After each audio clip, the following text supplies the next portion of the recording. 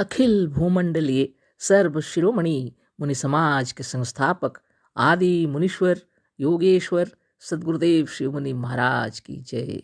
उपस्थित मुनि वृंद, साधु सज्जन वृंद, संत वृंद, साधक वृंद, आध्यात्म ज्ञान के जिज्ञासु और प्रेमियों, सभी श्रोता वृंद, आप सबको मेरा कोटिशः नमन, सप्रेम जय जीव। तो आध्यात्मिक चर्चा चल रही है और हम लोग सदगुरुदेव शिव मुनि महाराज रचित ग्रंथ सत्य सुंदर और स्वतंत्र विचार पर चर्चा कर रहे हैं। अध्याय 4 पर चर्चा हो रही है, स्वतंत्र विचार का महत्व, है ना। तो कल हम लोग जो पढ़े थे उसको थोड़ा पढ़ लेते हैं। शूद्र गंवार ढोल पशु नारी ये सब ताड़न के अधिकारी, है ना। सदगुरुदेव कह रहे हैं, आगे हम लोग थोड़ा देख लीजिए क्या कह रहे हैं। चाहे किसी ने कहा हो, यह सिद्धांत ठीक नहीं हो सकता। इस चौपाई को केवल गोस्वामी तुलसीदास जी के कहने मात्र से ही नहीं मानना चाहिए। बुद्धि से काम लीजिए। तुलसीदास जी, मोहम्मद साहब या ईसा मसीह कभी भूल नहीं कर सकते। यह सिद्धांत ठीक नहीं है। यह मानकर इसी चौपाई को तोड़ मरोड़ कर अच्छा अर्थ निकालना, है ना, भी व्यर्थ है। कुरान की कोई आयत यदि बुद्धि के विरुद्ध है तो उसे यह समझकर कि इसमें कोई बात ऐसी हो ही नहीं सकती, उसे तोड़ मरोड़ कर उसका दूसरा अर्थ निकालना अनाधिकार चेष्टा करनी है। अधिकतर लोग ऐसा ही करते हैं। हाँ, कोई नवीन विचार यदि उनके हृदय में आया तो साफ साफ अपना विचार कह के नहीं लिखते, किंतु उसे वेद पुराण कुरान और इंजील से सिद्ध करने लगते हैं। तोड़ मरोड़ कर प्राचीन पुस्तकों में से अपने विचार की बातें निकालते हैं। इस शैली ने आज तक बड़े बड़े अनर्थ किए हैं। इसे नवीन और प्राचीन दोनों सिद्धांतों को धक्का लगा और तत्व तथा यथार्थ का अधिकांश छिपा रहा। पहली बात तो यह है कि ग्रंथकर्ताओं के इस कार्य से अधिकतर लोगों ने यह समझ रखा है कि जो कुछ है वह प्राचीन ग्रंथों में है और वह सर्वथा निर्भ्रांत है। एक ग्रंथ को लिखे लाखों वर्ष व्यतीत हो गए, पर इस समय में भी जिन मार्गों का अवलंबन करने से हमारी उन्नति हो सकती है, वे सब उन्हीं प्राचीन ग्रंथों में लिखे हों, यह कैसे हो सकता है। ऐसा मानने से एक बड़ा अनर्थ तो यह होता है कि अर्थों और मानी मतलब के तोड़ मरोड़ के ग्रंथ और ग्रंथकर्ता दोनों का भाव चौपट हो जाता है। मानी मतलब अर्थ, है ना। तो मान्य मतलाने वाले इस सब अर्थ चौपट हो जाता है, कह के गुरुदेव लिख रहे हैं। तो बात यह है, देखिए सदगुरुदेव क्या कह रहे हैं कि किसी विषय वस्तु को तोड़ मरोड़ कर और अपने विचारों को निकालना अच्छी बात नहीं है, लिख रहे हैं गुरुदेव, है ना। और कभी कभी लोग ऐसा ही करते हैं, अपने विचारों को सिद्ध करने के लिए, है ना, बतलाने के लिए इंजील कुरान ये सब का सहायता लेकर के बतलाते हैं। हाँ, आवश्यकता पड़ने से बतलाना भी चाहिए, कोई बड़ी बात नहीं है, लेकिन ज़बरदस्ती किसी भी आयत को या कोई माने चौपाई को अपने मर्जी से लिखना अच्छी बात नहीं है, सदगुरुदेव कह रहे हैं। लेकिन हम आज स्वतंत्र विचार गुरुदेव दिए हैं, उसी स्वतंत्र विचार पर इस पर ही हम कह रहे हैं। शूद्र गंवार ढोल पशु नारी ये सब ताड़न के अधिकारी, है ना। तो इसको सब लोग करीब करीब बतलाते हैं कि यह मारने पीटने वाला शब्द कहाँ है इन्होंने, है ना।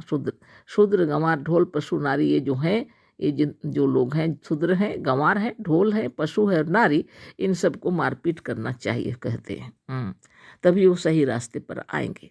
ये बात करीब करीब लोग ऐसा ही बतलाते हैं और सदगुरुदेव उसी तरह साधारण बात उसी तरह कह दिए कि यह किसी ने भी कहा हो इन बातों को कभी नहीं माननी चाहिए, कह रहे हैं गुरुदेव। उनकी भी इच्छा ये नहीं है कि किसी को मार पीट करके सही रास्ता लाया जाए। सदगुरुदेव कभी ऐसा नहीं किए अपने जीवन काल में, है ना। वो बहुत स्नेह प्यार से बातें करते थे, है ना। लेकिन आवश्यकता पड़ा तो कभी क्रोध भी दिखाए हैं, जैसे जोगी राजपति को उन्होंने गाली दिया, वो अलग से बताएंगे, इसमें ऐसा नहीं है। तो मेरे कहने का मतलब है, मेरा विचार तो और ही कह रहा। ताड़न का मतलब सिर्फ मारपीट नहीं होता। ताड़न का मतलब होता है ताड़ लेना, किसी विषय वस्तु को पहले से भांप लेना, उसको जानकारी हो जाना अपने अंदर में, है ना, और जांच करके उसका कार्य किया जाता है। वह है अनुमान कर लेना किसी विषय वस्तु को, यह है इसका अर्थ। मारना पीटना नहीं है मेरे अंदाज में, है ना। यदि राजा साहब कहीं कहीं जा रहे हैं और अगर कहें कि सैंध लाओ, है ना, तब क्या करना पड़ेगा? घोड़े को लाना पड़ेगा। खाना खाने बैठे हैं और कहेंगे सैंधव लाओ, तो क्या करना पड़ेगा? नमक लाना पड़ेगा। इस तरह की बात है। मुझे भी ऐसे ही लगता है, चाहे कुछ भी हो।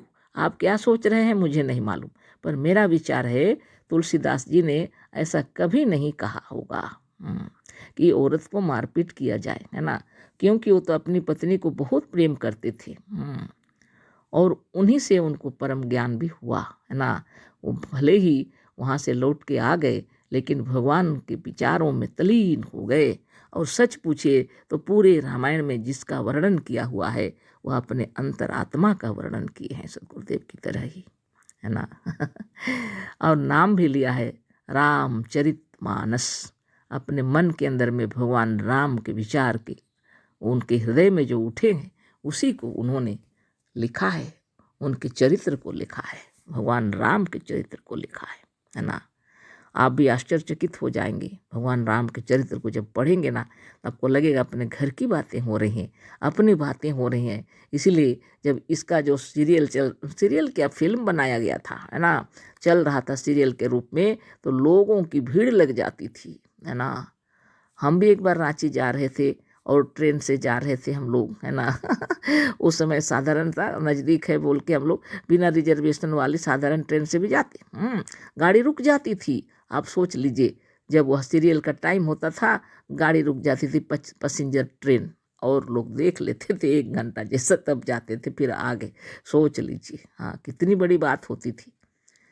यानी रामायण ऐसा लिखा गया है कि हर व्यक्ति को लगता है कि मतलब अपने ही घर की बातें हो रही, अपने विचारों की बातें हो रही हैं। धन्य है तुलसीदास जी जिन्होंने रामचरितमानस जो लिखा है, राम के चरित्र का वर्णन किया है, चरित्र को, है ना। जन जन के हृदय के स्थल के भीतर की वाणी बाहर निकली हुई है ना। वो कभी भी ऐसा नहीं लिखे होंगे, लेकिन लोग नहीं समझ सके। मुझे ऐसा ही लगता है, आपको कैसा लगता है मुझे नहीं मालूम, पर स्वतंत्र विचार सदगुरुदेव दिए हैं। और मेरा अंतर मन कहता है कि शूद्र, गंवार, ढोल, पशु, नारी, ये सब ताड़न के अधिकारी, इसका कुछ विशिष्ट अर्थ होगा अवश्य ही।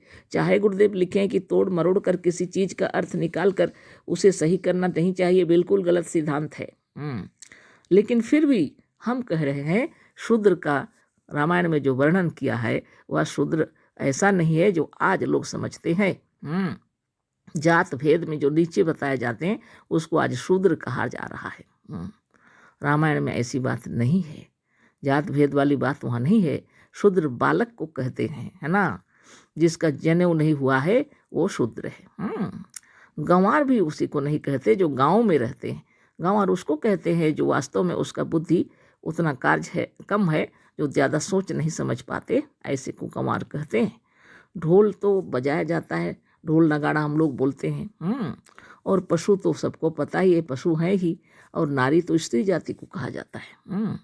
तो ये जो है 5 व्यक्ति, है ना, 5 जो तत्व लिखे गए, शूद्र, गंवार, ढोल, पशु, नारी, है ना, सब ये सब ताड़न के अधिकारी हैं। तो ऐसी बात नहीं है वास्तव में। यदि आप विद्वान हैं, यदि आप ज्ञानी हैं, गुणवान हैं, तो ही आप इनको सही राह बता सकते हैं। आपके अंदर अकल कम है तो निश्चित रूप से ताड़न करेंगे, है ना, मारपीट करेंगे, पर ये बात वहाँ हो ही नहीं सकती क्योंकि उसके अंदर ढोल शब्द लिखा हुआ है ना। अगर ये ढोल शब्द नहीं रहता तो हो भी सकता था इसका अर्थ दूसरा, लेकिन जो ढोल लिखा हुआ है, ढोल नगाड़ा, उसको मारपीट करके क्या सही रास्ता में लाया जा सकता है? उसकी की बुद्धि है उसके अंदर। शूद्र, गंवार, पशु और नारी ये सब तो जीवित पदार्थ हैं, लेकिन ढोल जो है वह तो निर्जीव पदार्थ है।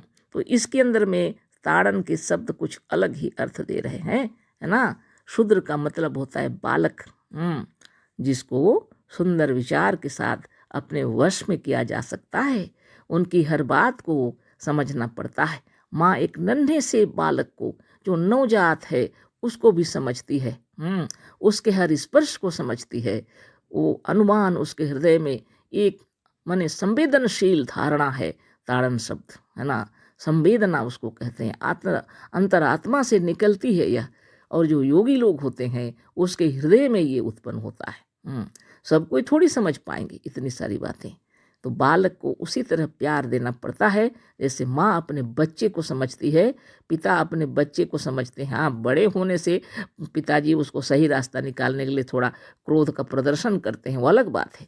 लेकिन अंतरात्मा जो हृदय के अंदर में जो तरंगें बहती हैं उसको कहते हैं भावना विभोर विचार।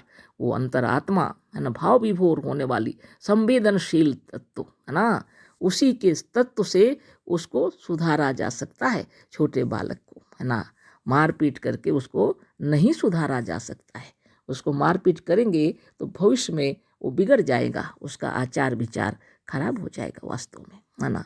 और जिन्होंने अपने बालकों को शुद्ध रूप देकर संवारा है वो उनके जीवन में आनंद विभोर है। हम भी कहें आप भी कहें ना।